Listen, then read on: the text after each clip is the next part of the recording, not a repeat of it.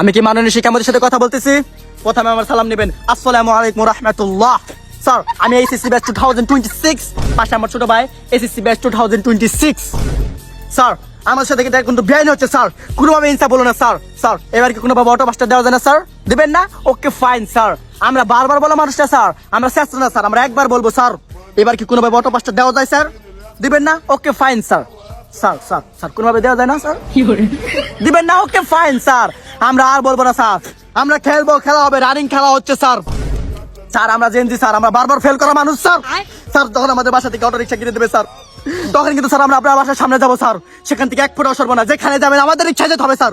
এমনকি আমাদের মতো রিক্সার কাছে তখন কোনো মেয়ে দিবে না স্যার, সেই মেয়েটাকে আপনাকে খুঁজে দিতে হবে স্যার। আপনি বারবার ভেবে দেখেন স্যার। স্যার স্যার কোনোভাবে অটো পাসটা দেওয়া যায় না স্যার? দিবেন না? Okay fine sir. দিতে হবে না স্যার, দিতে হবে না স্যার। আমরা আপনার ঋতুকালে পরীক্ষা দেবো স্যার, আমরা ফেল করবো স্যার, সমস্যা নেই স্যার। স্যার, কোনোভাবে অটো পাসটা দেওয়া যায় না স্যার? দিবেন না? ওকে ফাইন স্যার, দিতে হবে না। এই বলে আমার দুঃখ বলাঘাত মন নিয়ে আমার বক্তব্যটি শেষ করলাম। কল রাখেন স্যার। আসসালামু আলাইকুম রহমতুল্লাহ।